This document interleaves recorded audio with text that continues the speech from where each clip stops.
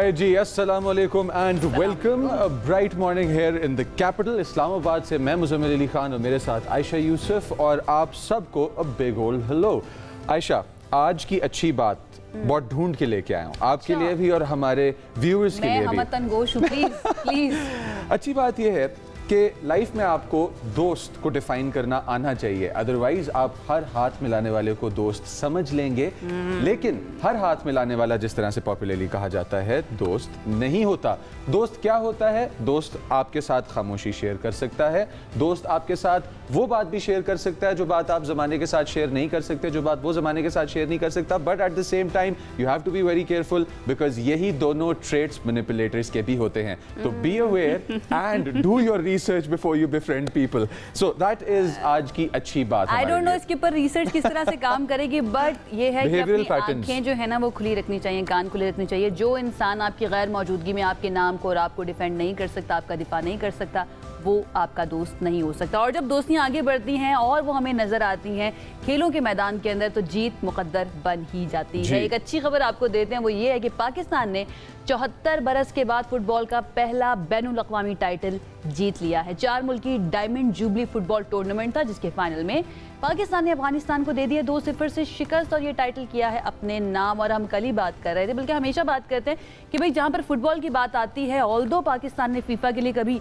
Qualify नहीं किया, but Pakistan के अंदर टैलेंट मौजूद है। क्या मौजूद नहीं है? एक इंफ्रास्ट्रक्चर मौजूद नहीं है, एक ऑर्डर मौजूद नहीं है, रिसोर्सेज मौजूद नहीं है, और इसके साथ साथ तरजीहात में फुटबॉल शामिल नहीं है। लेकिन जब हमें नजर आया कि थोड़ी मेहनत की गई है, इन खिलाड़ियों को मौका दिया गया है, तो उन्होंने अपने आप को साबित किया, जैसे कि इस टूर्नामेंट। बिल्कुल। और शाकिर दोस्त उस प्लेयर का नाम है कि जिसने 24th मिनट में इस मैच के गोल स्कोर किया। तो शाकिर, कांग्रेचुलेशंस आपको और टीम आपको। अफगानिस्तान के अगेंस्ट मैच खेला जा रहा था मालदीव्स के अंदर, और शाइक जो कि है उनका नाम है, I am making this correction, कि शाइक उनका नाम है, शाइक दोस्त, जिन्होंने ये गोल किया 24th मिनट में और पाकिस्तान को लीड दी। 2-0 से पाकिस्तान इस वक्त जो कि है वो जीत चुका है। और ये गोल पाकिस्तानी प्लेयर्स के लिए और पाकिस्तान के लिए इंपॉर्टेंट इसलिए कि 74 ईयर्स हो चुके हैं हमें हमारा लास्ट टूर्नामेंट जीते हुए।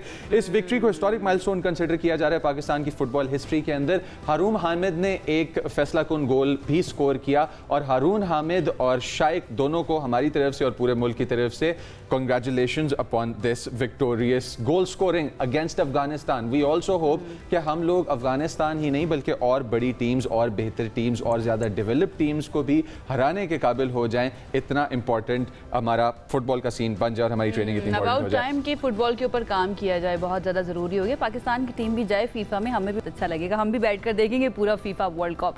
और क्योंकि फीफा वर्ल्ड कप के अंदर हर कोई जाना चाहता है और उसके लिए पूरी ज़िंदगी मेहनत भी करता है, तो ऐसा कुछ हुआ एक रेफरी के साथ फीफा वर्ल्ड कप में। जो बनने जा रहे थे पहले सोमालियन रेफरी, लेकिन वो बहुत करीब पहुंच के अपने गोल से उनको वापस भेज दिया गया। नाम है जनाब उनका उमर अब्दुल कादिर आर्तान, जो कि अमेरिका में दाखिल होने से पहले रोक दिए गए, और जब वो वापस पहुंचे हैं तो इसी चीज़ के ऊपर उनका फ़कीदुल मिसाल इस्तकबाल किया गया कि भाई आप अपने गोल से इतना करीब पहुंच चुके थे और वहां से आपको फिर वापस आना पड़ा। बट अगेन छोटी छोटी खुशियों को सेलिब्रेट करना बहुत ज़्यादा ज़रूरी होता है, और मुझे ऐसा लगता है कि हम ये ना भूलते जा रहे हैं कि कैसे सेलिब्रेट किया जाए छोटी खुशियां। इस पूरी न्यूज़ के बारे में जो सबसे ज़्यादा दिल तोड़ने वाली बात है वो ये है कि फ़ीफ़ा की तरफ से जो नुमाइंदे होते हैं और फ़ीफ़ा की तरफ से जो लोग फाइनलाइज कर दिए गए होते हैं, ये उस प्रॉपर ड्यू प्रोसेस के अंदर से गुजर चुके थे। और अब्दुल कादिर ये तमाम डॉक्यूमेंटेशंस हासिल करने के बाद जब एयरपोर्ट पे गए तो वहाँ पे इनको घंटों इंटरोगेट किया गया, इनको इन्वेस्टिगेट किया गया, और फिर उसके बाद उस इंतज़ार और इन्वेस्टिगेशन और इंटरोगेशन के बाद इनको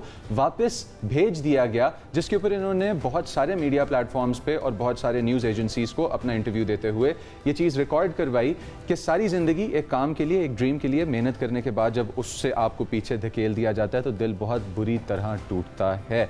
I think that is the most impactful part of this news. लेकिन गम के अंदर भी मुस्कुराहट कैसे बरकरार रखनी है, ये हम सीख सकते हैं उनसे, और वो हमें नज़र भी आया, ना सिर्फ उनके दरमियान बल्कि उनके जो चाहने वाले, उनके जो मुल्क के हम वतन हैं, उनके दरमियान भी हमें नज़र आया है। अब जब वतन की बात आती है तो वतन को चलाने के लिए पैसा भी चाहिए, और पैसा जब मौजूद हो या आने वाला हो तो उसके लिए बनाया जाता है बिल्कुल घर की तरह बजट।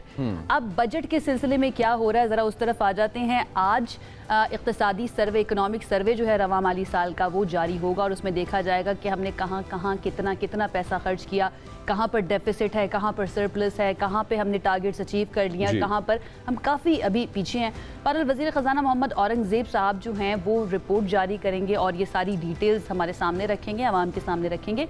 हुकूमत रवा माली साल के बाद माशी अहदाफ हासिल करने में अभी तक की इत्तलात के मुताबिक लग रहा है कि नाकाम हो चुकी है। GDP ग्रोथ जो है वो 4.2% के मुकाबले में 3.7% तक महदूद रहने का तखमीना लगाया गया है। अब और कौन कौन से टारगेट्स हैं जो हमारे पास टारगेट्स हम लोग अचीव कर सकेंगे या नहीं, या इम्पैक्ट होंगे या नहीं, उस चीज़ का एक बात से अंदाज़ा हो रहा है कि हमारे पास बजट के अंदर से चीज़ें कट भी कर दी गई हैं। अगर हम प्रोविंशियल बजट की बात करें और हमारा जो तरक्याती बजट है, जब उसके अंदर से चीज़ें कट कर दी जाती हैं तो उसके इम्पैक्ट्स को डिस्कस करना आई थिंक एक बड़ा इंपॉर्टेंट पार्ट है कि जो हमें ऑन बोर्ड इकोनॉमिस्ट लेके करना चाहिए। What do you think? बिल्कुल ऐसी है। और हमारे साथ ऑन बोर्ड इकोनॉमिस्ट कौन है, आप ही बता दीजिए। डॉक्टर शाहिद हसन सिद्दीकी, जो कि हमें समझाएंगे और हमें बताएंगे और ऑपरेट करेंगे ऑन दिस टॉपिक कि किस तरह से बजट्स जब कट कर दिए जाते हैं तो उनका इम्पैक्ट आता है। But we are doing this with the spirit कि हमारा पाकिस्तान तरक्की की तरफ बढ़े और ये बजट आम आदमी के लिए भी एक फ्रेंडली बजट साबित हो। देखते हैं होगा या नहीं। तो अस्सलाम वालेकुम sir, how are you and good morning.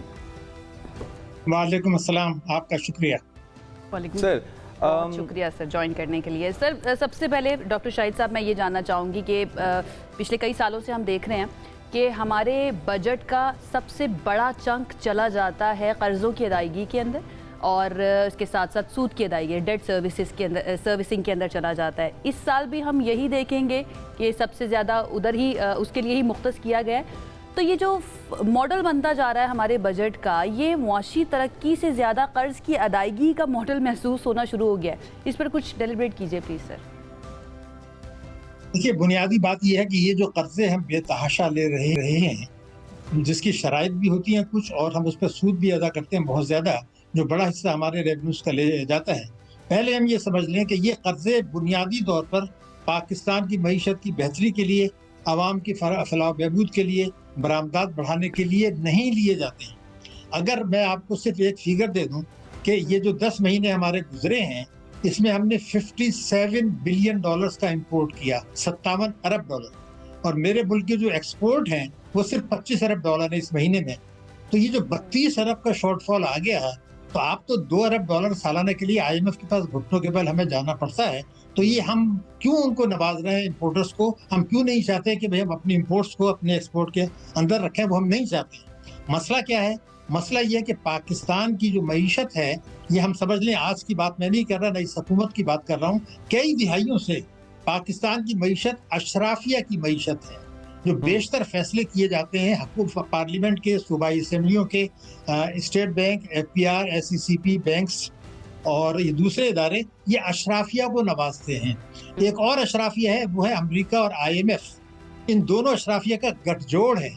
अगर मैं आपके नाज़रीन की खिदमत में ये अर्ज़ करूं कि 1988 से अब तक हमने 16 प्रोग्राम IMF के किए हैं, और 16 प्रोग्राम का जो थीम था वो ये था कि मईशत को इस्तेहकाम दें और शरह नमू को सुस्त कर दें। यानी शरह नमू को सुस्त करने का मतलब ये है कि गुर्बत भी बढ़े, बेरोजगारी भी बढ़े, महंगाई भी बढ़े। मईशत इस्तेहकाम का क्या मतलब है कि आप जो है तरक्याती अखराजात में कटौती कर दें और जो है तालीम का बजट कम कर दें, टैक्सों की चोरी होने दें। ये एक गठजोड़ हो रहा है। कता कलामी माफ़, आपको मैं इंटरप्ट कर रहा हूँ, लेकिन थोड़ा सा इस बात पे भी मेंशन करते चलें कि तरक्याती बजट का, सिंस आपने बात की और आपने शरह नमू की बात की, हम आम आदमी की ज़िंदगी में एजुकेशन, हेल्थ केयर और घर का होना जो है वो देखते हैं कि बहुत ज़रूरी है। और जब ये चीज़ें ज़रूरी होती हैं तो खुराक एक ऐसा टॉपिक है जो टॉप ऑफ द लिस्ट पे आता है, बच्चों का पेट भरना और अपना पेट भरना। आपको लगता है कि जो अभी आपने डिफ़िकल्ट सिचुएशन डिस्क्राइब कर दिया है कि आम आदमी की ज़िंदगी आसान होगी बजट के आने से, या इस बजट में आम आदमी के बारे में सोचा जा रहा है? बिकॉज अशराफिया की ग्रिप अगर देखी जाए तो वो तो हमें लग रहा है कि हर चीज़ के अराउंड है। देखिए, बुनियादी चीज़ ये कि अभी जो दुनिया की रैंकिंग आई है, उनमें दुनिया के 10 ममालिक जहाँ भूख की सूरत हाल इंतहाई संगीन है, उसमें इस्लामी जमहूरिया पाकिस्तान शामिल है। कौन सा इस्लामी जमहूरिया पाकिस्तान? जिसकी ज़मीन ज़रखेज़ है, जिसके किसान मेहनती हैं, और जो ज़कात का ज़बरदस्त निज़ाम मौजूद है, जो कि जब मैं मगरिब में काम करता था बहुत सीनियर पोजीशंस पर, तो मेरा माहिरीन से डिस्कशन होता था, वो सब ये कहते थे कि इस दुनिया में गुर्बत के खात्मे के लिए, भूख के खात्मे के लिए ज़कात से ज़्यादा मौसर निज़ाम मौजूद नहीं है। तो हमारे यहाँ ज़कात का निज़ाम भी मिसयूज़ हो रहा है, उसमें पैसे का भी मिसयूज़ हो रहा है। अब लोग कहते हैं जी हम लाखों लोगों को, भूखों को खाना खिलाते हैं, तो ये तो इस्लाम ने नहीं कहा है। तो मसला ये है कि टॉप 10 में आप हैं। तरक्याती अखराजात का अगर आप देखें तो किसी ज़माने में हम खुद 7% ऑफ जीडीपी खर्च किया करते थे, 7%। अब ये जो है ना 1% से 2% पर आ गए हैं। क्यों? क्योंकि आपने टैक्सों की चोरी होने दी, शाहाना अखराजात को कंट्रोल नहीं किया, और जैसे आपने खुद बताया कि टैक्सों का बड़ा हिस्सा वो कर्जों की अदायगी के लिए चला गया। शहबाज शरीफ साहब वज़ीर-ए-आज़म पाकिस्तान ने ये कहा था कि एफबीआर टैक्सों की बद में 15,000 अरब रुपया सालाना कम वसूल कर रहा है। ये उनके अल्फाज है, मेरे नहीं है। मगर मैं इसको तस्दीक करने के बाद ये कहूंगा कि उन्होंने सूबों की बात नहीं की थी। अगर आप सूबों की बात भी कर लें तो 25,000 अरब रुपया सालाना हम कम वसूल कर रहे हैं, जबकि कर्जों की अदायगी का सूद हमारा बहुत ज्यादा है। तो सवाल ये कि ये हम कम वसूल करेंगे। प्रॉपर्टी माफिया है और दूसरे माफियाज हैं जो टैक्स नहीं देते, ताजिर, सनतकार, बरामद कुनिंदगान, और ये सब टैक्स बहुत कम दे रहे हैं। और हम जो आपको मैं रिकॉर्ड पे बता दूं कि 95-96 में जिन इस्लाहात की बात हम किया करते थे, आज 2026 में भी वही बातें कर रहे हैं, वही दावे कर रहे हैं। फर्क सिर्फ ये है कि उस वक्त हम कहते थे कंप्यूटर का इस्तेमाल करें, उसके बाद अब हमने कहना शुरू किया इंफॉर्मेशन टेक्नोलॉजी का इस्तेमाल करेंगे। और अब कुछ दिनों से कहा हम हर साल ये बात सुन रहे होते हैं, इस्लाहात होंगी, इस्लाहात होंगी, इस्लाहात, फिर जो है ना किसी नए शोबे के ऊपर मजीद टैक्स लगाकर, इनडायरेक्ट टैक्स लगाकर जो है ना उसके नाम पर इस्लाहात कर दी जाती हैं। आपने ज़कात की बात की और पॉवर्टी एलिवेशन की बात की। मैं चाहूँगी इसके ऊपर जो पाकिस्तान के अंदर मॉडल मौजूद है जिससे बहुत लोग फ़ायदा उठाते हैं, बिस्प का model, Benazir income support program, आपको लगता है कि is it the right model for poverty alleviation, या इसके अंदर मजीद बेहतरी लाई जा सकती है? देखिए, बुनियादी तौर पर ये लोगों को भिखारी बना रहा है। मैंने तो इसके लिए कई साल पहले हुकूमत को तजवीज़ दी थी, और जो मैंने 2 किताबें लिखी हैं उसमें भी इस तजवीज़ को दोहराया था 1 दर्जन से ज़्यादा दफ़े, कि भाई आप बेनज़ीर इनकम सपोर्ट प्रोग्राम में ज़रूर जो रकम रखना चाहते रखें, उसमें किस तरह गलत इस्तेमाल होता है वो एक अलग मौजू है। लेकिन अगर उससे आप 100 अरब रुपया अलग कर दें, और मैं ये चाहता हूँ कि स्टेट बैंकों को ये अहकामात जारी करे कि आप लाखों लोगों को, प्लम्बर, इलेक्ट्रीशियन, कारपेंटर, छोटे किसान, घरेलू खवातीन, इनको रिस्क फराहम करने के लिए कर्जा दें। और मिसाल के तौर पर वो एक आदमी को 1 लाख रुपया कर्जा देते हैं तो क्या अपना कारोबार शुरू कर सके, तो आप उसको 20,000 रुपए जो है वो बेनज़ीर इनकम सपोर्ट प्रोग्राम से वहाँ ट्रांसफर कर दें, और ये क्या है, ये हम आपको माफ कर देंगे, ये 20,000 आपको नहीं देना, बशर्ते कि मुझे 1 लाख रुपए हम आपको दे रहे हैं, उससे आप कारोबार करें, मुनाफा कमाएं और हमें ये कर्जा वापस कर दें। ये गुर्बत को खात्मे का एक बहुत बड़ा तरीका था, लेकिन अशराफियत नहीं चाहती कि हमारे लोगों को जो है ना वो बेरोजगारी खत्म हो, ताकि वरना वो फिर ये बात करेंगे कि जी ये तालीम का क्या हुआ, सेहत का क्या हुआ, 11 करोड़ आदमी जिनको। डॉक्टर साहब, नियत आपको नजर नहीं आती, कॉम्पिटेंस नजर नहीं आती, पॉलिसी जो है उसकी कंसिस्टेंसी नजर नहीं आती, बार बार जो हुकूमतें तब्दील होती रहती हैं और नए मॉडल्स आते रहते हैं। मसला बेसिकली आपको क्या लगता है? मोहतरमा, पॉलिसीज में बिल्कुल कंसिस्टेंसी है। मैं आपसे बिल्कुल कह रहा हूँ, देखिए 1980 से आज तक अगर आप देखें 38 वर्षों में, तो मेरे मुल्क की जो शरह नमू है भारत, बांग्लादेश और श्रीलंका से कम रही औसतन। वजह क्या है? वजह यह कि हम अशराफिया को नवाजते हैं और IMF की शराइत के नाम पर आवाम को कुचलते हैं।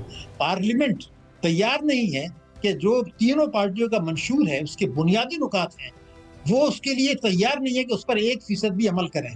हम आइन पर अमल करने के लिए भी तैयार नहीं है, ना सुप्रीम कोर्ट ये बात करता है, इसलिए कि मेरा जो 25A है, मेरे मुल्क का आइन है, वो ये कहता है कि 6 साल से 16 साल के हर बच्चे को लाजमी मुफ्त तालीम देनी है। अब मेरे मुल्क में जो 26 मिलियन बच्चे हैं वो स्कूल नहीं जा रहे, जो दुनिया की सबसे बड़ी तादाद है। आइन की खिलाफ वर्जी। कुरान कहता है रब्बे ज़िदनी इल्मा, इल्म हासिल करना हर मुसलमान पे फर्ज है।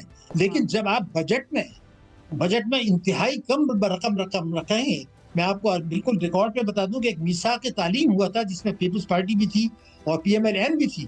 उन्होंने ये कहा था कि हम तालीम की मद में 2015 से 7% खर्च करेंगे। अब वो उसको जो है ना वो 1 से 1.5% पर आ गए हैं। तो कई हजार अरब रुपए अगर आप तालीम पे कम मुख्तस कर रहे हैं, वोकेशनल ट्रेनिंग नहीं दे रहे, आपकी बात को आई एम सॉरी मैं इस तरह से कट कर रहा हूँ, बट इतनी इंपॉर्टेंट बात है आपकी कि इसके ऊपर अगर हम गौर करें तो हम शायद दोबारा से अपनी स्ट्रैटेजी रीडिज़ाइन करके जो हमने डिप्लॉय करनी है पब्लिकली, उसके लिए हम लोग कैबिनेट ही शायद नहीं बना दें, उसके लिए शायद प्रोसीजर्स ही हम लोग नए बना दें और हम लोग सिस्टम ऑफ हायरार्की जो नीचे तक आएगा आवाम तक, उस पूरी हायरार्की को तब्दील करें। You hit the nail on the head. I wish हमारे पास और टाइम होता, आपके साथ कुछ चीज़ें डिस्कस करनी थी जो बाकी रह गई, इंशाल्लाह ताला इसको फिर डिस्कस करेंगे, आपको तकलीफ देते रहेंगे। पॉइंट ये है कि जो प्रोविंशियल बजट्स हैं तकरीबन हाफ के बराबर पंजाब का तो कट कर दिया गया है, इससे क्या इफेक्ट पड़ेगा और इसका फ्यूचर जो है वो क्या होगा, बाकी प्रोविंसेस का भी आपके साथ डिस्कस करना था। But thank you so much, आपने हमें ज्वाइन किया, आपने अपनी सब में से वक्त निकाला। आप लोग अगर रिसर्च करना चाहते हैं और आप लोग अगर जानना चाहते हैं कि आपकी लाइफ में आने वाली महंगाई और आने वाला जो टाइम है वो किस तरह से आपको इम्पैक्ट करेगा, अपने आप को न्यूज़ के साथ अपडेटेड रखा करें please kindly. And with this we have a short break to attend to, और जब वापस आएंगे तो दोबारा होती है मुलाकात, साथ रहिएगा।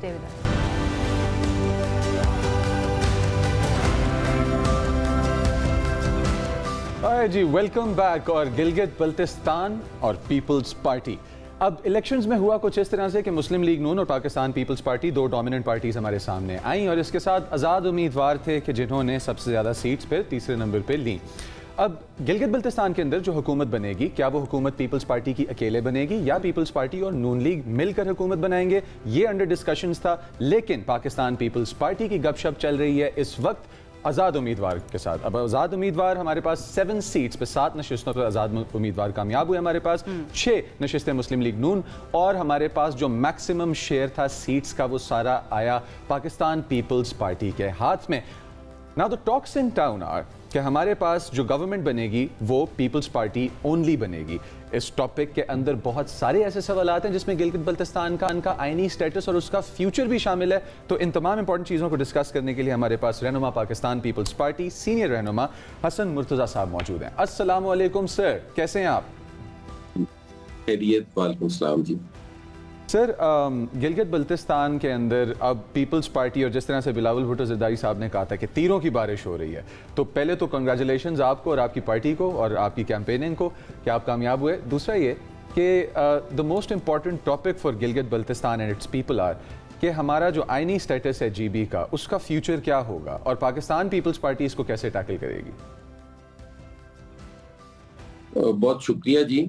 मैं खैर मुबारक, आपने मुबारक दी और मैं GB के लोगों को मुबारकबाद पेश करता हूँ कि उन्होंने हमेशा पाकिस्तान पीपल्स पार्टी का साथ दिया, उन हालात में भी साथ दिया जब उन्होंने ज़्यादा वोट हमें दिए लेकिन हमें सीटें कम मिली पिछले इलेक्शन में, और उससे पहले भी इसी तरह था। ये 3 नस्लों का एक ताल्लुक है और वो लोग जो है वो समझते हैं कि पाकिस्तान पीपल्स पार्टी एक ऐसी जमात है जो उनको उनके हुकूक दे सकती है और दिलवा सकती है। और चेयरमैन ने इस इलेक्शन में बहुत उनके साथ जो थे वो अपनी तकारीर में, अपनी गुफ्तगू में जो वादे किए वो इंशाअल्लाह ताला उनको अमली जामा भी पहनाया जाएगा और वो वादे पूरे भी होंगे। राइट, अच्छा, यहाँ पे गुजारिश है कि जी हसन साहब, मेरा ये सवाल छोटा सा लीजिएगा। मोस्ट इम्पॉर्टेंट क्वेश्चन आजकल यही डिस्कस हो रहा है कि क्या पीपल्स पार्टी खुद ही अकेले ही गवर्नमेंट बनाएगी GB के अंदर, या फिर अक्सरियत होने के बावजूद अगर आज़ाद उम्मीदवार भी मिल जाते हैं आपके साथ, उसके बावजूद नून लीग के साथ कोलेशन हो सकता है? जी मैं उसी तरफ आ रहा हूँ कि अगर इस दफा भी हमें हमारा मैंडेट पूरा मिल जाता, हमारी वो 3 सीटें जो हम समझते हैं कि हमारी हैं और वो हमारे से छीनी गई हैं, वो अगर ना छीनी जाती तो शायद पाकिस्तान पीपल्स पार्टी आज़ाद के बिना भी हुकूमत बना लेती। अब हम यकीनन आज़ाद जो जितने लोग हैं उनको मिलाएंगे, क्योंकि हर जगह पे runner up Pakistan Peoples Party है।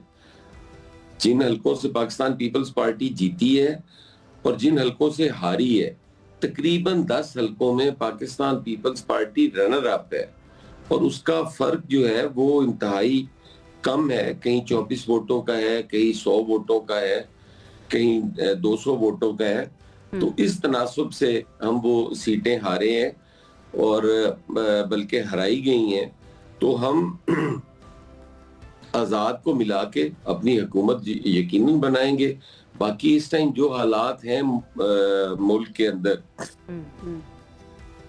हम तो कहते हैं कि कंसेंसस के साथ आगे चला जाए, लोगों को साथ मिलाया जाए और सारी पॉलिटिकल फोर्सेस जो हैं वो बैठ के इन मसाइल का हल करें। पीएमएलएन शायद अपने इत्तेहादियों के साथ कंफर्टेबल नहीं होती। पाकिस्तान पीपल्स पार्टी तो किसी को भी साथ लेके चलने की पोजीशन में होती है, क्योंकि वो एक पॉलिटिकल फोर्स है और वो में से किसी को चूज करना पड़े हुकूमत बनाने के लिए तो पीपल्स पार्टी नून लीग के साथ जाएगी या आजाद उम्मीदवारों के साथ? नहीं, हम आजाद उम्मीदवारों के साथ जाएंगे। नून लीग ने आना हुआ तो आ जाएगी। नून लीग का हमें इशू कोई नहीं है, हमारी अपनी तादाद पूरी है। इंडिपेंडेंट अगर हमारे साथ मिल जाते हैं हसन साहब तो जी, बातचीत चल रही है नून लीग के साथ यहाँ पर हुकूमत बनाने के लिए इत्तेहादी? देखिए, वो तो जब भी सियासतदान मिलते हैं, अगर प्रेसिडेंट साहब, प्राइम मिनिस्टर साहब आपस में मिलेंगे या चेयरमैन बिलावल मिलेंगे तो वहाँ सियासी गुफ्तगू ही होगी। वहाँ जो करंट इश्यूज हैं, जो हुकूमत बनाने की चीजें हैं, वो तो वहाँ पे डिस्कस होंगी। और यकीनन पाकिस्तान पीपल्स पार्टी की तो हमेशा कोशिश होती है कि वो लोगों को साथ लेके चले। हम तो ऑपोजिशन को भी साथ लेके चलने की पोजीशन में होते हैं। हम तो उनको उनके हकूक भी दे रहे होते हैं। कुछ ये भी पीएमएलएन को ये प्रॉब्लम, आप ये क्लैरिटी दे सकते हैं हमें कि बजट के साथ भी मशरूत किया गया है यहाँ पर हुकूमत साजी को गिलगित बल्तिस्तान के अंदर? बजट को डिले करने की रीज़न भी जो सोर्सेज हैं वो यही बता रहे हैं कि इसलिए हुई है कि वहाँ पर कुछ ले दे की पोजीशन के अंदर जो दोनों जमातें हैं वो आ जाएंगी। ऐसा कुछ है या फिर गिलगित बल्तिस्तान का कोई ऐसा नहीं है? ऐसा नहीं है। बजट तो खालिस्तान जो सूबों की कटौती के मामलात थे या उन हवाले से यकीनन था। बजट का हुकूमत साजी से कोई ताल्लुक नहीं है कि बजट लेट हुआ है कि हुकूमत होगी। हुकूमत का आपके सामने सारे फिगर्स हैं। हमें कितनी एक जरूरत है जो हम उनके लिए कोई उतावले हुए पड़े हैं। वो आप देख रहे हैं कि जहाँ पे हम उनके इत्तेहादी हैं और वो इस पोजीशन में ही नहीं है कि अकेले हुकूमत कायम रख सके, वो वहाँ पे अपने वादों का पास नहीं करते, तो वो वहाँ पे क्या उनको, हमें क्या जरूरत है उनको साथ लेके चलने की। अच्छा, इस पे भी थोड़ा सा रोशनी डालते जाएं कि इलेक्शन तो आपने बहुत अच्छा खेला और अच्छे तरीके से जीत के भी सामने है। पाकिस्तान पीपल्स पार्टी के लिए सबसे इंपॉर्टेंट अवामिल क्या रहे इस इलेक्शन के जीतने में, अगर हम वोटिंग की बात करें? बिकॉज आपने कहा कि काफ़ी क्लोज कॉल थी दूसरे कैंडिडेट्स के साथ हमारे कैंडिडेट्स की। नहीं, हम तो जहाँ पे जीते हैं हम तो लीड के साथ जीते हैं। मैं कह रहा हूँ कि हम जो सीटें हमने जीती हैं जी, उन पे हमारा मार्जिन जो है वो बहुत ज्यादा है, और जो हमने लूज की हैं वहां पे सारी में रनर अप भी हम हैं और मार्जिन भी बहुत कम से हारे हैं। मैं ये अर्ज कर रहा हूँ जी। तो सबसे ज़रूरी अवामिल इस प्रोसेस में क्या रहे? बिकॉज हारे हैं तो कम मार्जिन से हारे हैं, जीते हैं तो ज़्यादा मार्जिन से जीते हैं। Why do you think Peoples Party is popular? तो देखें, पाकिस्तान पीपल्स पार्टी ने शहीद जुल्फकार अली भुट्टो से लेके 74 में जब एफसीआर का खात्मा किया जी, वो काले कवानीन जो राजगिरी निजाम के थे, जो शाही निजाम के थे, वोट का हक दिया उनको, सब्सिडीज जो उस वक्त दी वो आज तक चल रही हैं। आप देख लें वहाँ पे बिजली के क्या रेट्स हैं, वहाँ पे आटे के क्या रेट्स हैं, वहाँ पे पेट्रोल की क्या रेट्स हैं, और वहाँ पे यहाँ तक कि वहाँ जो उस वक्त ट्रांसपोर्ट कंपनी पब्लिक सेक्टर में स्टार्ट की भुट्टो साहब ने नेट को, वो आज भी वहाँ पे सड़कों पे चल रही है। तो वो लोग ये समझते हैं कि पाकिस्तान पीपल्स पार्टी ने हमें जो दिया है वो दूसरी जमातें नहीं दे सकती। तो इन्हीं बुनियादों पे हकीकत भी है, वो उनकी शनाख्त देने के लिए राह हमवार पीपल्स पार्टी ने की थी। ये जो इलेक्शन हो रहे हैं इनका पूरा क्रेडिट पीपल्स पार्टी को जाता है और ये बात गिलगित बल्तिस्तान के लोग जानते भी हैं। All the very best Hasan sahab, and बहुत शुक्रिया हमें ज्वाइन करने के लिए। लेट्स सी पीपल्स पार्टी अकेले ही गवर्नमेंट बनाती है या वाकई में मुस्लिम लीग नून जो है वो साथ मिल जाएगी। वो कहते हैं कि अगर उनको आना है तो आ जाए, नहीं आते तो हम इस पोजीशन के अंदर क्लियरली उन्होंने मेंशन किया है। आई थिंक अंदर की बात यह है कि बनाएंगे। लेट्स सी, उसके लिए थोड़ा सा इंतजार करना पड़ेगा। एक ब्रेक की तरफ जाते हैं, स्टे विद अस।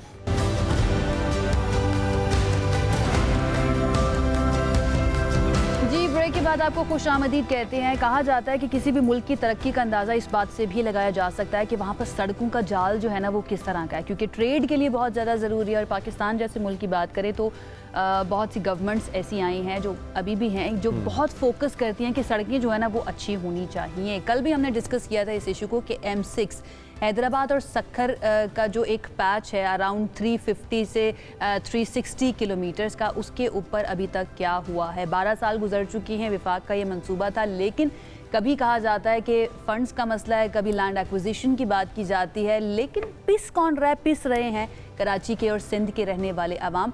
हादसात की वजह से लोगों की जानें चली जाती हैं। इसके साथ साथ ट्रेड जब हो रही होती है हमारी कराची पोर्ट से, जब पूरे मुल्क के अंदर गाड़ियों ने ट्रक्स ने गुजरना होता है, उनको बहुत ज़्यादा मुश्किलात का सामना करना पड़ता है। तो क्यों आज तक ये तरजीह पर नहीं रहा है? तो इसके ऊपर हम चाहेंगे ज़रा बात करें। हम बात तो करेंगे, लेकिन सबसे पहले अगर हमने एक साइड का पर्सपेक्टिव ले लिया है कि सार्काज़म, और आई थिंक काफ़ी बड़ा आवाम का चंक है जो रिप्रेजेंट कर रहे हैं हमारे रिस्पेक्टेड एक्टर यहाँ पे, लेकिन problems are very real on the ground. और क्योंकि billions and billions of rupees and dollars में ख़र्चा चला जाता है इस तरह के प्रोजेक्ट्स का, और रुकावटें मल्टी लेयर्ड होती हैं, तो आई थिंक हमें एक अदद एक्सप्रेशन वो भी ले लेना चाहिए कि जो एक्सप्रेशन हमें मिलता है हमारे हाई कैडर से।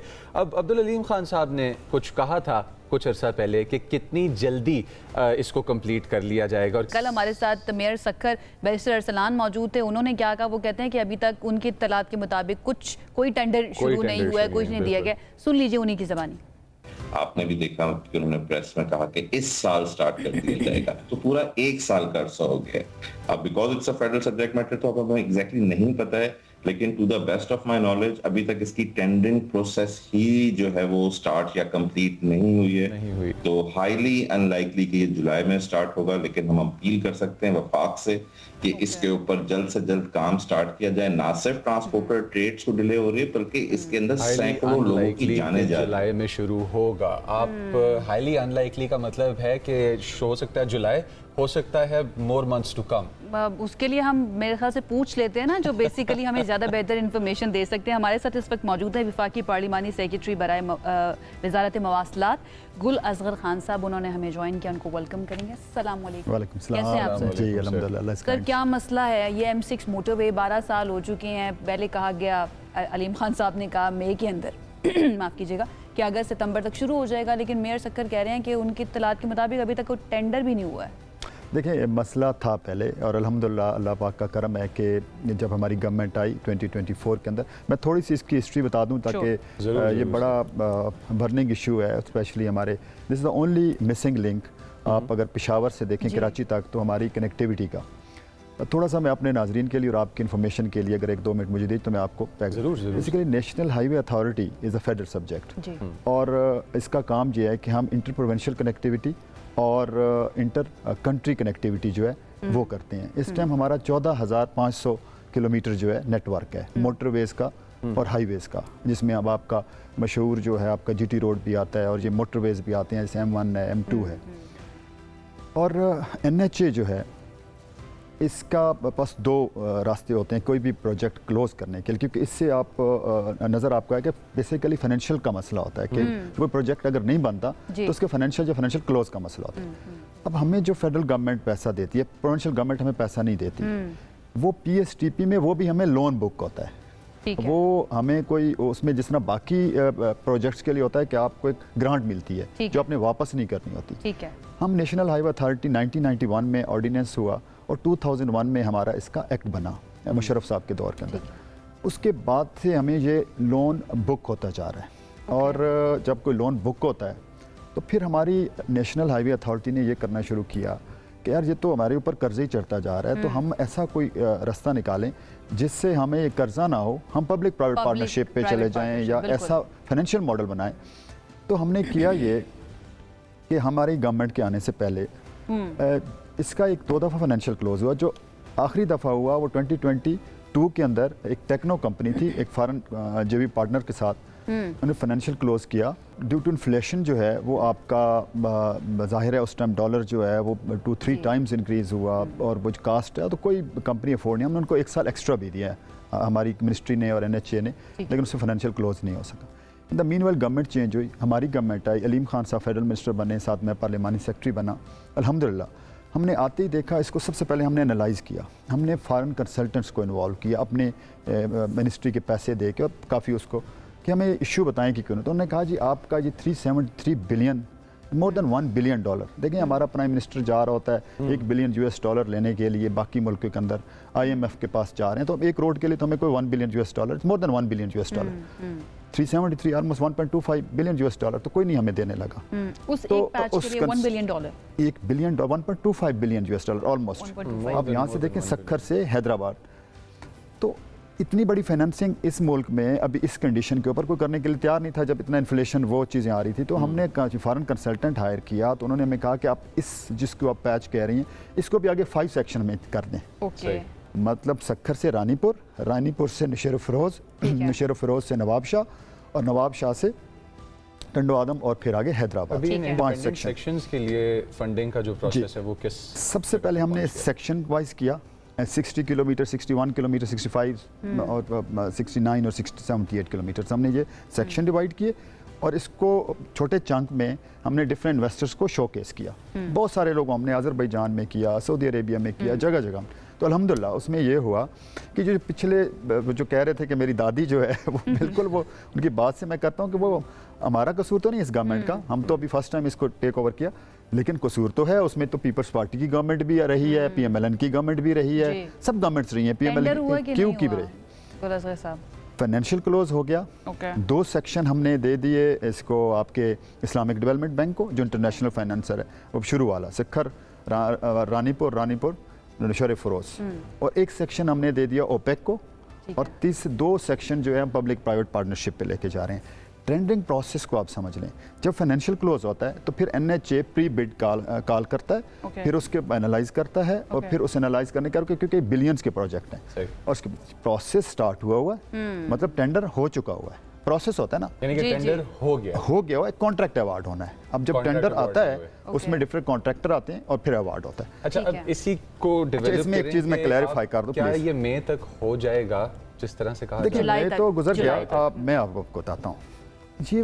अब उनकी देखें पॉलिटिकली कहना बड़ा आसान है जी कि मई में नहीं हो रहा तो जून में, तो इसमें 1 आध महीना ऊपर नीचे कोई बड़ी बात नहीं है। ये बिलियंस के प्रोजेक्ट होते हैं, टेंडरिंग प्रोसेस होता है, बाज़ों को जब ऑब्जेक्शन आ जाते हैं। मेरा अपना ज़ाती ख्याल है कि जो अलीम भाई कह रहे थे वो सेनेट के फ्लोर ऑफ द हाउस कि यही जुलाई तक इंशाल्लाह ताला टेंडर है। अच्छा, इसमें है 3 सेक्शन जिसका फाइनेंशियल क्लोज हुआ है, 2 हम पब्लिक प्राइवेट पार्टनरशिप से कर रहे हैं, और वो भी इंशाल्लाह ताला। तो हमारा ये 30 मंथ्स का टारगेट है, मतलब इतना बड़ा प्रोजेक्ट जो है वो, जैसे आपने लाहौर से अगर जाना है इस्लामाबाद तो अब 3 घंटे लगते हैं, तो अगर 10 गाड़ियाँ लगा लें तो फिर भी 3 ही घंटों में पहुंचेंगे। ये नहीं हो सकता कि आप 10 कॉन्ट्रैक्टर भी इन्वॉल्व कर देंगे ना, तो वो जो टाइम है, मिनिमम टाइम है, वो 30 मंथ्स का है। तो we are trying to achieve that within 30 months. NHA की तरफ से जो लैंड एक्विजिशन की बात की जा रही थी उसका अमल मुकम्मल हो चुका है, और स्पेशली जो लोग विलिंग नहीं होते हैं अपनी ज़मीन बेचने के लिए, ये वाला क्लैरिटी आ चुकी है हर एक चीज़ की कि कहाँ पर टोल प्लाजाज बनेंगे और कहाँ से ये सड़क गुजरेगी। देखिए इसमें सिंध गवर्नमेंट का बड़ा रोल होना है। हमें एक बड़ा बिटर एक्सपीरियंस हुआ पास्ट के अंदर NHA को और हमारी मिनिस्ट्री ऑफ कम्युनिकेशंस को 2022-23 में। नहीं, इससे पहले एक M9 है जो, ये तो सखर से हैदराबाद है ना, एक हैदराबाद से कराची है। हम हैदराबाद से कराची को मोटरवे बनाना चाह रहे थे, और अब हम कहते भी उसको मोटरवे हैं, but it's not like motorway. इसमें हुआ ये था कि लैंड एक्विजिशन में प्रोविंशियल गवर्नमेंट ने हमें सपोर्ट नहीं किया था, और वो आज भी जो है मोटरवे क्या है बेसिकली, उसके स्पेसिफिक हाईवे और मोटरवे फ़र्क ये है, बुनियादी फ़र्क जो होता है कि मोटरवे के आपके स्पेसिफिक इंटरचेंजेस होते हैं वहाँ से, और हाईवे में कहीं पे भी आप इन आउट हो रहे होते हैं, तो वो एक सॉर्ट ऑफ हाईवे बन गया। कल हमारे साथ मेयर सखर भी थे, वो तर्जुमान भी हैं सिंध हुकूमत के, वो कहते हैं कि हमारा कोई मसला नहीं, हम तो तैयार है, लैंड एक्विजिशन का अमल के अंदर जो पहले थोड़ा सा मसला आया था वो तो खत्म हो चुका है। बिल्कुल ठीक कह रहे हैं, जो ये M6 है इसमें कोई इशू नहीं है, इंशाल्लाह हो जाएगा। अगर हो भी ना, तो अगर गवर्नमेंट सीरियस हो ना तो एक सेक्शन 4 होता है। गवर्नमेंट सीरियस है? सीरियस है, फेडरल गवर्नमेंट तो बहुत सीरियस है, प्रोविंशियल गवर्नमेंट तो जाहिर है इट्स अप टू देम, लेकिन they are very serious.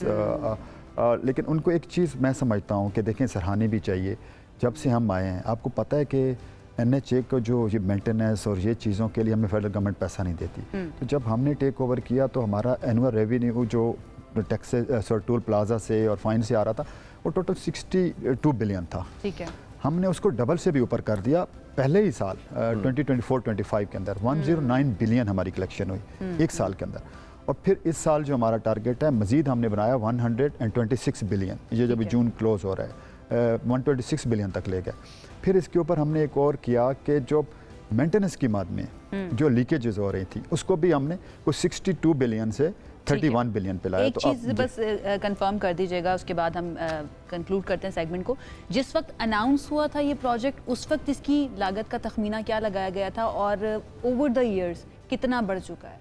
Definitely उसमें इन्फ्लेशन भी है, रुपए की कदर में कमी भी है, इसके हिसाब से देखिए अगर आप डॉलर्स की बात करेंगे तो फिर तो ऑलमोस्ट इतना ज़्यादा फ़र्क नहीं होगा 10-15 में। रुपीज़ में तो डेफिनेटली बहुत ज़्यादा है। जब ये रिसीव तो ये जब तो मेन सेक्शन था, यहाँ से आप अंदाज़ा लगाएं कि 30,000 व्हीकल पर डे वहाँ से गुजर रही हैं और ये बहुत अच्छा इसकी फिजिबिलिटी बनती है। कोई ऐसा प्रोजेक्ट नहीं है जो आपको मतलब से आप 300 बिलियन लगाएं और 3000 बिलियन कमाएं 25 ईयर्स के अंदर। सो वेरी गुड जो इकोनॉमिक पॉइंट ऑफ व्यू से है, लेकिन कोई आ नहीं रहा था। ज़ाहिर है वो जो इन्फ्लेशन की वजह से आपका 100% या 200% कास्ट अगर बढ़ी है तो it's not our government fault, वो तो पीछे प्रीवियस बड़ी गवर्नमेंट्स का है। I am not trying to point out कि किसकी गलती है, मैं सिर्फ ये जानना चाह रही हूँ कि कितना ज़्यादा इसके अंदर फ़र्क है। एग्जैक्ट फिगर तो मेरे पास नहीं है, लेकिन आई थिंक 100% से तो ऊपर ही होगा, उसकी 100% से ऊपर होगा। कीपिंग इन व्यू बहुत सारा अरसा गुजर गया, बहुत सारा डॉलर की प्राइसेस, काफ़ी सारी चीज़ें। अच्छा, just to be clear, thank you, पहले तो आप अपना वक्त निकाल के आए और हर सेगमेंट अनफॉर्चुनेटली हमें यहाँ पे कंक्लूड करना है, लेकिन काफ़ी सारी ऐसी चीज़ें थी जो भी डिस्कस करना है में बाकी हैं। अलीम खान साहब ने जिस तरह से कहा जुलाई, आप कह रहे हैं हो सकता है कि ये जुलाई अगस्त से ऊपर चला जाएगा, लेकिन जिस तरह से कहा गया कि टेंडरिंग का प्रोसेस नहीं हुआ, आप बता रहे हैं टेंडर्स हो चुके हैं, कॉन्ट्रैक्ट्स अवार्ड नहीं हुए, तो I think this is good news, this is a green signal for M6। What do you think Ayesha? मुझे लगता है कि होना चाहिए, और ये जो कोऑर्डिनेशन है ना फेडरल की और विफाक की, ज़्यादा बेहतर होगी तो ज़्यादा अच्छा हो जाएगा। वन थिंग, अगर 10 सेकंड्स में आप जवाब दें, कब तक अंदाज़ा लगाया गया है मुकम्मल हो जाएगा? देखिए हम जो पहले सीख या पहले इंशाल्लाह हम इसी जगह के ऊपर बैठ के अल्लाह ने ज़िंदगी सेहत आपको दी भी हमें, तो इंशाल्लाह ताला 2029 के अंदर जो 2.5 ईयर मैं बता रहा हूँ आपको, और उसमें पहले 3 सेक्शंस जो हैं जिसका फाइनेंशियल क्लोज हो गया हुआ है, और दूसरे 2 सेक्शंस हम कर रहे हैं पब्लिक, और हमारा ये बड़ा अच्छा एक्सपीरियंस रहा है। हमने सियालकोट खारियाँ और ये वाला सेक्शन और खारियाँ लाहौर, सॉरी लाहौर सियालकोट खारियाँ, ये हमने ट्रिपल P मॉडल पे किया है और लोकली किया है। हमारी लोकल कंपनीज हैं जो आई हैं हमारे साथ, पब्लिक पार्टी। तो हम जो 2 अगले सेक्शन है, वो आपका जो सवाल था वो 2030 तक जो है इंशाल्लाह जून 2030 तक क्लोज कर देंगे। चलिए, अगर 2030 तक नहीं होता सिंध के लोगों तो आमिर दोस्त साहब को आगे बढ़ना, मैंने इनके मुंह से कहलवा दिया। थैंक यू सो मच हमें ज्वाइन करने के लिए और हमारे सवालों के जवाब देने के लिए। बड़ा ज़रूरी है जनाब कि जो हमारे नुमाइंदे हैं जिनको वोट मिले हैं, जो पार्लियामेंट के अंदर गए हैं, आपका वोट लेकर उनसे पूछा भी जाए ना कि भाई आपने हमसे वादे तो किए थे, उन वादों को पूरा करने का वक्त कब आएगा? तो डेफिनेटली हम उसके अंदर एक किरदार अदा करते हैं और इन लोगों की मेहरबानी है कि यहाँ पर आकर उसके जवाब भी देते हैं। अब हम एक ब्रेक की तरफ जाते हैं, ब्रेक से वापस आएंगे तो मजीद बात करेंगे और भी अहम इश्यूज हैं। Stay with us.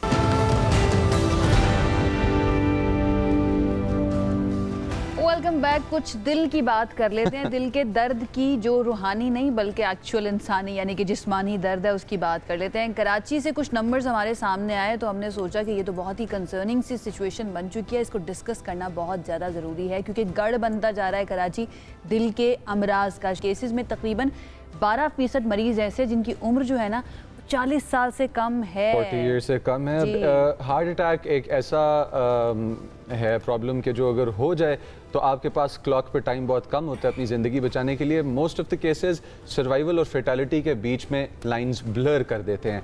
अब इस सिचुएशन को कराची शहर को, और कराची शहर में से रिपोर्ट होने वाले 35 से 40 हज़ार माहाना केसेस के, जिसके अंदर 12% लोग 40 की उम्र से नीचे हैं, that is well in their young years हैं, उनको ये इश्यूज़ क्यों फेस करने पड़ रहे हैं? क्या इसके अंदर स्मोकिंग, डायबिटीज़, क्या इसके अंदर हाई कोलेस्ट्रॉल, बुरा तर्ज ज़िंदगी, आपका एक लाइफ का टाइम टेबल, सर्केडियन साइकिल ठीक ना होना, क्या चीज़ है जो फोर फ्रंट पे? क्या ऐसी आदतें हैं कि जो ख़राब हैं, हमारी सेहत को इस डायरेक्शन में ले जा रही हैं?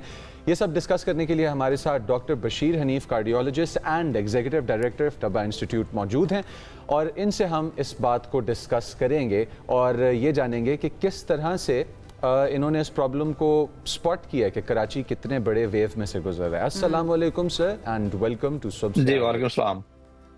अच्छा सर, कराची में 35 to 40,000 केसेस एवरी मंथ, यानी 30 दिन में 40,000 केसेस अगर आप कहें तो ये 1,000 केस से ऊपर एवरी डे बनता है।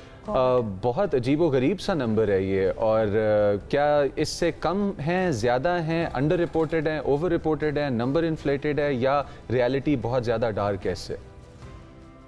जी मतलब अस्सलाम वालेकुम फॉर इनवाइटिंग मी। बेसिकली ये नंबर्स एक्चुअली अंडर रिपोर्टेड हैं। इससे भी ओवरऑल प्रॉब्ली ये जो दिल के दौरा पड़ने के अमराज हैं ये ज़्यादा हैं, और इसकी वजह ये है कि साउथ एशिया में एक्चुअली ओवरऑल हार्ट डिजीज का रिस्क ज़्यादा है तो है ही, लेकिन जो आपने बात की वो सबसे बड़ा अलमिया ये है कि यंग लोगों में जो है ये हार्ट का प्रॉब्लम बहुत ज़्यादा हो गया है। अच्छा, वेस्टर्न वर्ल्ड में जो है आमतौर पर 50s और 60s में जाके हार्ट अटैक होते हैं, जबकि पाकिस्तान और जो सब कॉन्टिनेंट का एरिया है खासकर साउथ एशियंस में ये जो है 30s और 40s में होते हैं, इवन 20s में भी। हमने क्या किया था, मैं यूएस में 15 साल रहा था, वहाँ पे कभी भी लिटरली 50 से कम तो रेयरली ऐसा होता था कोई हार्ट अटैक हम देखते थे। तो मैंने ये इनिशियल हमने मिलकर एक्चुअली डेटाबेस बनाना शुरू किया कि देखें तो सही ओवर, क्योंकि कोई खास स्पेशल नंबर्स नहीं थे हमारे पास पाकिस्तान के लिए। तो हमने फिर ये सोचा कि क्यों ना जो है एक डेटाबेस बनाया जाए जिसमें पता तो चले कि हो क्या रहा है। तो उसके लिए हमने तबा हार्ट इंस्टीट्यूट से शुरू किया था, और फिर बाद में जो है basically Pakistan society of international cardiology और हेल्थ रिसर्च एडवाइजरी बोर्ड के साथ मिलके हमने इस डेटाबेस को एक्सपेंड किया, तबा के अलावा बाकी सेंटर्स में शुरू किया, और फिर ग्रेजुअली पूरे पाकिस्तान से शुरू किया। अच्छा, ये जो नंबर्स है ना हमारे, बेसिकली सिर्फ वो मरीज हैं जिनको हार्ट अटैक होता है, हॉस्पिटल पहुंच जाते हैं और उसके बाद उनकी एंजियोग्राफी एंजियोप्लास्टी होती है।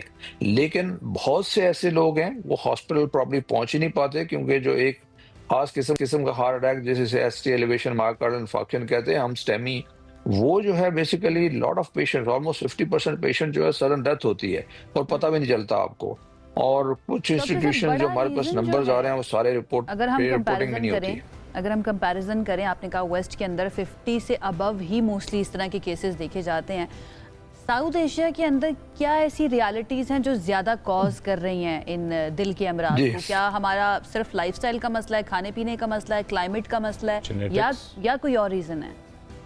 जी अच्छा, देखें वैसे तो जो है ना आजकल इतना ज़्यादा ये मसला हो गया साउथ एशिया में कि being a south Asian itself जो है एक रिस्क फैक्टर बन गया हार्ट डिजीज के लिए। जो आपने बात की high blood pressure, sugar, cholesterol, smoking, ये सारे रिस्क फैक्टर तो ही है ही हैं, लेकिन अगर किसी को ये कोई भी रिस्क फैक्टर नहीं है और वो साउथ एशियन है तो भी हार्ट का रिस्क ज़्यादा होता है। उसकी एक वजह तो ऑब्वियसली जेनेटिक्स है। अच्छा, दूसरा ये है कि ये blood pressure, sugar, cholesterol, smoking, ये हमारे यहाँ पाकिस्तान में भी और साउथ एशिया में इसका जो इंसिडेंस है वो बहुत ज़्यादा है। अभी रिसेंटली हमने एक और स्टडी लॉन्च की है पूरे पाकिस्तान में, 2000 यंग हेल्दी लोगों को लिया था, पाक सेहत का नाम है स्टडी का, और उसमें हमने देखा है कि जो अपने आप को हेल्दी समझते हैं और किसी को हार्ट का प्रॉब्लम नहीं है, उनमें तकरीबन 50% का ब्लड प्रेशर हाई है, 30% को डायबिटीज है, और ऑलमोस्ट 70% का कोलेस्ट्रॉल हाई है और मोटापा है उनमें, और स्मोकिंग का रिस्क भी काफी हाई है। तो ये चीजें जो है, पाकिस्तान इस वक्त दुनिया का one of the highest number of diabetic patients उसमें शुमार होता है। ऊपर वाली जनरेशंस में देखिए, अपने पेरेंट्स की जनरेशन में या उनके पेरेंट्स की जनरेशन में, तो जेनेटिक्स क्या ओवर द इयर्स तब्दील भी हुए हैं? क्योंकि उनके अंदर जब हम ये केसेस, मैं अगर अपने घर के अंदर देखूं, मेरे दादा हार्ट पेशेंट थे, मेरे वालिद साहब हार्ट पेशेंट हैं, और अब मेरे भाई भी हो चुके हैं, हालांकि उनकी एज इतनी ज़्यादा नहीं है। तो क्या ऐसी चीज़ें हैं जिन्होंने कैटलिस्ट का काम किया है कि ये जो हमारे ये वाले मसाइल हैं ना कि जेनेटिक्स की वजह से भी यंग लोगों के अंदर इस तरह के केसेस ज़्यादा आने लगे हैं? देखिए, genetics definitely over time change भी होती है, environment plays a major role उसमें। लेकिन प्रॉब्लम ये है कि हमारे यहाँ आप देखें लाइफस्टाइल हमारे इतने ज़्यादा ख़राब हो गए हैं। आई एम श्योर कि आप लोगों की टीम में से पूछें कितने लोग एक्सरसाइज करते हैं डेली बेसिस पे, तो प्रॉब्ली वेरी फ्यू नंबर्स होंगे उसमें। और इसी तरह से देखें बच्चों में जो है, बच्चों में भी मोटापा इतना ज़्यादा हो गया, बच्चों के स्कूलों में गेम्स ऑलमोस्ट ना होने के बराबर हो गए हैं, स्कूलों में प्ले ग्राउंड नहीं रहे हैं, हमारा खाना पीना ये जो शुगरी ड्रिंक्स, सॉफ्ट अपना फूड जो रातों को बच्चे ऑर्डर कर देते हैं, खाते रहते हैं, और एक्सरसाइज बिल्कुल नहीं है। तो दैट, और फिर ऊपर से स्ट्रेसेस जो हैं, basically lot of stresses, economic, financial और बहुत से इश्यूज जो ओवरऑल हैं, तो वो भी एक मेजर रोल प्ले करते हैं। और ये चीज़ें डेफिनेटली वक्त के साथ साथ बढ़ी हैं। और जैसे मैंने कहा, देखें, अगर कोई किसी का वेट ज़्यादा है, एक्सरसाइज नहीं करता, तो उसमें तीनों हाई ब्लड प्रेशर भी बढ़ने के चांसेस हैं, शुगर भी होने के चांसेस हैं, और कोलेस्ट्रॉल भी हाई हो जाएगा। और ये तीनों रिस्क फैक्टर्स अगर हो जाते हैं तो इसको हम कहते हैं साइलेंट किलर्स। जो बात अभी इसमें बताई पता नहीं चलता, अगर वेट जब पता चलता है बहुत देर हो चुकी होती है।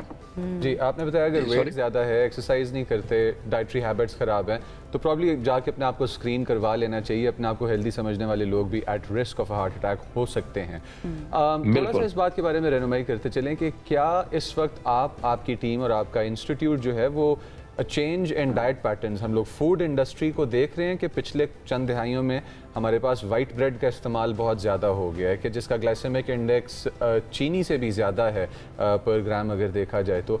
क्या हम इन चीज़ों को भी ले रहे हैं अकाउंट में, क्योंकि नान, सफ़ेद आटे का इस्तेमाल, सफ़ेद चीनी का इस्तेमाल काफ़ी बढ़ चुका है?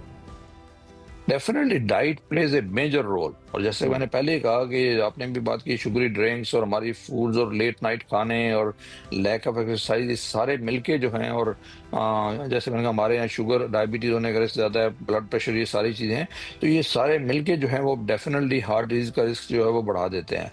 और जैसे कि मैंने बताया कि ये जो मैंने अभी नंबर्स आपको बताए पाक सेहत स्टडी के हवाले से, उसमें ये सारे लोग ऐसे थे जिनको वो अपने आप को हेल्दी समझते थे, लेकिन जब उनकी चीज़ें चेक की गई, ब्लड प्रेशर, शुगर और cholesterol, that was significantly high. तो इसलिए जो है बेसिकली ये ज़रूरी है, हम हर एक को कहते हैं कि you should know your numbers. और नंबर जानने का मकसद क्या है कि आपको अपना ब्लड प्रेशर पता होना चाहिए, आपको अपना कोलेस्ट्रॉल पता होना चाहिए, आपको शुगर अपनी पता होनी चाहिए, और बॉडी मास इंडेक्स, खाली वेट नहीं, एक होता है बीएमआई, बॉडी मास इंडेक्स कहलाता है, जो हाइट और वेट को कंसिडर किया जाता है, उस हिसाब से देखा जाता है कि मोटापा है या नहीं है। तो यह एक और चीज़ है, आजकल वेस्ट सर्कमफ्रेंस भी आप अपने चेक करें। तो ये सारे नंबर्स जो हैं वो आपको डेफिनेटली, अगर आपको पता होगा और ये चेंज अपना इनको शुरू में पता चल जाए और उसके डैमेज होने से पहले और उसका इलाज शुरू कर दें, तो काफ़ी हद तक ये चीज़ें बेहतर हो सकती हैं।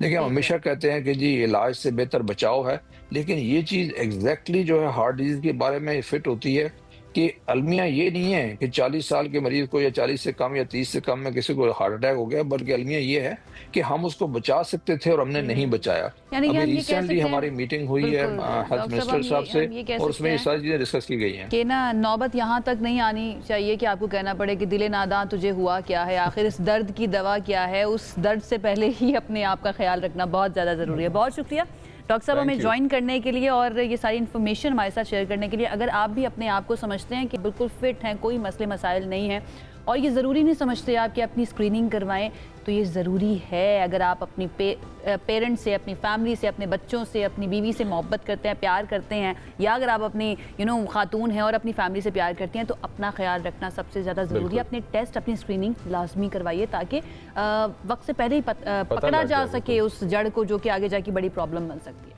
एक ब्रेक की तरफ जाते हैं, हमारे साथ रहिए।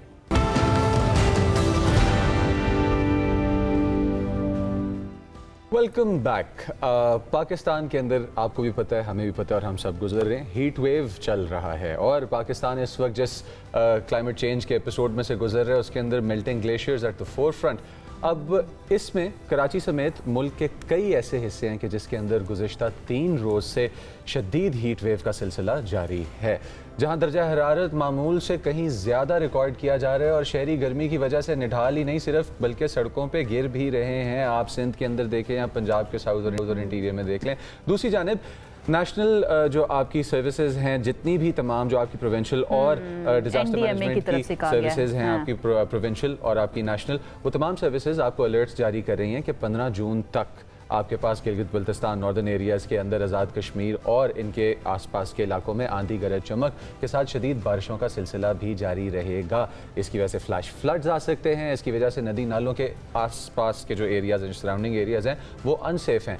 और ये हीट वेव क्या हमारे लैंड एरियाज़ जो नीचे lower than the mountain areas हैं, उनके अंदर तबाही लेके आएंगे। जो आग लग जाती है ड्राई सीजन्स के अंदर, शदीद धूप और गर्मी की वजह से खुश्क पत्तों को, जंगलात में आग का सामना होता है, प्रॉब्लम्स आ जाती हैं। अब इन तमाम चीज़ों को कितनी देर तक हमें देखना पड़ेगा, कितनी देर तक हम इस हाई अलर्ट में रहेंगे इस सिचुएशन के अंदर, सबको डिस्कस करने के लिए महकमा मौसमियात के डायरेक्टर मोहम्मद इरफान विर्क साहब हमारे साथ मौजूद हैं। अस्सलाम वालेकुम सर। हमें सबसे पहले थोड़ा सा गाइड करते चलें कि गिलगित बल्तिस्तान में, कश्मीर में, नॉर्दर्न एरियाज़ में फ्लड्स, और फिर हमारे जो मैदानी इलाका है सारा पंजाब का, सिंध का, इस एरिया के अंदर हमारे पास शदीद गर्मी के जो बंदे गिरा रही है बाकायदा। हम लोग इस सिचुएशन में से आने वाले और कितने दिन गुजरेंगे? देखिए, अभी जो हीट की कंडीशन चल रही हैं या जो गर्मी की लहर चल रही है, ख़ास तौर पे जो जनूबी इलाके हैं या मैदानी इलाके हैं, इसके अलावा जो जीबी के इलाके हैं वहाँ पर भी मामूल से कदरे ज़्यादा टेम्परेचर चल रहे हैं। तो हम आने वाले दिनों में एक्सपेक्ट कर रहे हैं कि आज शाम रात को एक वेदर सिस्टम जो है मगरबी इलाकों में पाकिस्तान में दाखिल होगा, जिसमें पारा चिनार से ये एंटर होगा। मगरबी जो खैबर पख्तूनख्वा के इलाके होंगे और पंजाब के इलाके होंगे, बलाई पंजाब और वस्ती पंजाब और बाज़ जो जनूबी पंजाब के इलाके, यहाँ पर आंधी के साथ जो है वो बारिश एक्सपेक्टेड है। इसी दौरान जो गिलगित बल्तिस्तान, कश्मीर के इलाके होंगे और बलाई खैबर पख्तूनख्वा के इलाके, दीर, स्वात, चित्राल, कोहस्तान के इलाके, यहाँ पर भी हम एक्सपेक्ट कर रहे हैं कि बारिश जो है ना वो हो जाएगी। इससे जो है ना थोड़ा सा जो है गर्मी की जो लहर से रिलीफ मिल जाएगा कुछ वक्त के लिए जो बलाई इलाके होंगे उसमें। जबकि जो जनूबी इलाके आपके होंगे, ख़ास तौर पे जो सिंध और जनूबी बलूचिस्तान के इलाके हैं, यहाँ पर गर्मी जो है ना वो बरकरार रहेगी।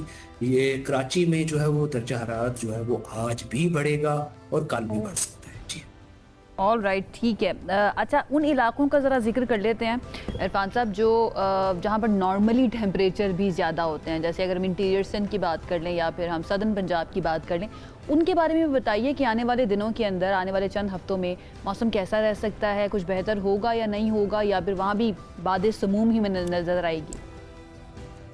देखिए, ये जो इंटीरियर सिंध के इलाके हैं, यहाँ पर हम एक्सपेक्ट कर रहे हैं कि आज और कल तो गर्मी होगी, लेकिन कल किसी वक्त जो है ना वहाँ पर जो है ना वो आंधी वगैरह चल सकती है, गर्दलूद हवाएं चल सकती हैं, जिससे जो ये बढ़ता हुआ टेम्परेचर है इसको ब्रेक लगेगा। लेकिन ये नहीं है कि वहाँ पर गर्मी का जोर डूब जाएगा। जैसा कि आपने कहा कि वहाँ पर मामूल के जो दर्जा हरारत है वही ज़्यादा होती हैं। अलगरज इनको रिलीफ मिल जाएगा अगले 2 दिन में, 12 और 13 को। अगर हम इस हीट वेव को और इस हीट सिचुएशन को कंसिडर करें और जिस महीने में से हम गुजर रहे हैं इस वक्त इसको देखें, तो ये पीक गर्मी हमारे पास, क्या ये लंबे समर्स होंगे? बिकॉज हमने पिछले कुछ अरसे में देखा है बारिशों के हमारे पास पैटर्न्स चेंज हो रहे हैं, फसलों के पैटर्न्स एज अ रिजल्ट हमारे पास चेंज हो रहे हैं। क्या हमारे पास आने वाली सर्दियाँ लेट स्टार्ट होंगी, ये समर्स ज़्यादा लंबे होंगे? देखिए, जो जैसे कि जो मानसून सीज़न है उसमें हम यही एक्सपेक्ट कर रहे हैं कि अल नीनो जो होगा वो स्ट्रांग होगा, और जिसकी वजह से जो है हमारे यहाँ जो बारिशें हैं वो मामूल से ज़रा कतरे कम होंगी। ड्राई स्पेल्स जो होंगे, वो ड्राई डेज जो होंगे वो ज़्यादा होंगे, और जो बारिश होगी वो कुछ दिनों में होगी, कम दिनों में होगी, लेकिन वो इंटेंस हो सकती है। इससे फ्लैश फ्लड्स भी जनरेट हो सकते हैं हमारे जो पहाड़ी इलाके हैं। दूसरी बात आपने ये की कि जो गर्मियां हैं ये एक्सटेंड कर सकती हैं, तो जैसा मैंने कहा ना कि ड्राई डेज बढ़ रहे हैं, तो अमूमन ये होता है कि सितंबर में हमारे यहाँ टेम्परेचर जो है ना वो बेहतर होना शुरू हो जाती हैं नॉर्थ पार्ट में, जबकि जनूबी पार्ट जो होता है उसमें सितंबर भी गर्म होता है। तो एज इट इज़ जो हमारे जो होंगे, इसी तरह हम एक्सपेक्ट कर रहे हैं कि मानसून जो है ना वो चलेगा, और एज यूजुअल जो हमारा पैटर्न है उसी तरीके से होगा, और इसमें बहुत ज़्यादा एक्सटेंड नहीं होगी गर्मी। लेकिन महसूस आपको ऐसा होगा कि कभी तो गर्मी ख़त्म हो गई और कभी गर्मी जो है ना वो शुरू होगी। जैसा कि अभी भी आपने देखा होगा कि मई के महीने में आपके पास कुछ रेनफॉल के स्पेल आए, जिससे ऐसा लगा कि मई में तो गर्मी है ही नहीं, तो जबकि गर्मी की लहर भी आई है मई में। तो इस तरह आपको ये दोनों चीजें बैक वक्त लेकर चलना पड़ेंगी आगे मानसून सीजन में भी। ऐसा तो ये मानसून कब से शुरू हो सकता है, और ये प्री मानसून के लिए फिर हम जून के लास्ट डेज में तैयार रहें, या वो भी जुलाई में मुंतकिल हो सकता है? देखिए, इंशाल्लाह जो है प्री मानसून हम एक्सपेक्ट कर रहे हैं कि जून में जो है ना प्री मानसून की बारिशें भी हो जाएंगी, और जो मानसून जो है वो अपनी नॉर्मल जो होगी मानसून उसके प्लस माइनस कुछ डेज हो सकते हैं, तो वो भी स्टार्ट हो जाएंगे। इंटीरियर सिंध हमारा और ये जो गर्म इलाके हैं कि जहाँ पे इस वक्त तबाही कह सकते हैं कि गर्मी की वजह से है, बिकॉज लाइफस्टाइल्स लोगों के इम्पैक्ट हो रहे हैं, हेल्थ भी इम्पैक्ट हो रही है। इसके बारे में थोड़ा सा डिटेल में जाइए कि ये कितनी देर तक इसी सिचुएशन में से गुजरता रहेगा। हमारे पास साउथ पंजाब का एरिया है, फिर बलूचिस्तान के लो लाइंग एरियाज़ हैं कि जहाँ ऑलरेडी बारिशें कम होती हैं और काफ़ी सारा इलाका ऐसा है कि जो सहरा है। देखिए जो है पीएमडी ने एक अपनी आउटलुक जारी की है मॉनसून की। इसमें ये कहा गया है कि हमारे जो बारिशें तो कम होंगी और जो खुश्क दिन होंगे वो ज़्यादा होंगे। इस वजह से वहाँ पर इंटेंस हीट वेव्स जो है ना वो हमारे पास ड्यूरिंग मॉनसून हो सकती हैं। इसलिए वहाँ के जो रहने वाले हैं उनको इसके मुताबिक जो है ना अपने आप को ढालना पड़ेगा। ख़ास तौर पे आजकल जो है अगर हम देखें जैसे अभी हीट वेव चल रही थी तो दिन में जो दोपहर का टाइम होता है उसमें बाहर जो है ना सन की सूरज की रोशनी में कम निकलें, अपने आप को जो हाइड्रेटेड रखें, पानी का ज़्यादा इस्तेमाल करें और जो जानवर और ज़ाहिर बात है माल मवेशी भी होते हैं उनको भी ख्याल रखें, उनको भी पानी का ज़्यादा इस्तेमाल करवाएं। और क्योंकि ड्राई डेज जब बढ़ेंगे तो आपका जो खुश्की है ज़मीन जो है ना वो आपके पास मॉइस्चर कम होगा। जब मॉइस्चर कम होगा तो आपको जो है वो इसका अफेक्ट जो होगा आपकी बॉडी पे और आपकी जो गिरदनवा के जितने भी एरियाज हैं उस पर जो है ना अफेक्ट कर सकता है। इसलिए जो सेंसिटाइज तो ऑलरेडी होते हैं क्योंकि वहाँ के जो इंटीरियर सिंध के रहने वाले हैं वो ऑलरेडी इस मौसम से मानूस होते हैं, लेकिन मौसमियाती तब्दीली की वजह से मौसम जो है ना वो इसमें शिद्दत ज़्यादा आ रही है कम दिनों में। लिहाजा उनको अपने लाइफस्टाइल को भी थोड़ा सा चेंज करना पड़ेगा। अपने जो घरों की जो है घर जो पहले बनाते थे या इस तरह का बनाए जो कि आइसोलेशन में वो इंसुलेट कर सकें, सूरज की रोशनी को अब्जॉर्ब कर गर्मी को अब्जॉर्ब कर सकें। इस तरीके से जो है ना वो अपने लाइफस्टाइल भी चेंज करना पड़ेगा। ऑल्सो अपने इम्यूनिटी के ऊपर बहुत ज़्यादा काम करें क्योंकि आपकी बॉडी को शॉक ना लगे एकदम से सडन चेंजेस जब मौसम के अंदर आए। तो मौसम की शिद्दत के बारे में जो इरफान साहब बता रहे थे, बहुत शुक्रिया इरफान भाई साहब हमें ज्वाइन करने के लिए और इतनी सारी इन्फॉर्मेशन हमारे नाजरीन के साथ शेयर करने के लिए। एट द एंड जब भी कोई भी मौसमियाती तब्दीली से मुतालिक हम बात करते हैं, मौसम से मुतालिक बात करते हैं और ख़ास तौर पर गर्मी की बात हो, अपना ख्याल रखना बहुत ज़्यादा ज़रूरी है। अगर आप बाहर जा रहे हैं और बाहर निकलना ज़रूरी नहीं है तो आप कैंसिल कर सकते हैं। घर के अंदर महफिल सजा लीजिए, अपने बच्चों के साथ, अपनी फैमिली के साथ, दोस्तों को घर में बुला लीजिए, वो ज़्यादा बेहतर होता है। इसके साथ ही वक्त हो चुका है ख़त्म हमारे शो का। इंशाल्लाह आपसे करेंगे दोबारा मुलाकात। अपना बहुत ख्याल रखिए। अल्लाह हाफ़िज़।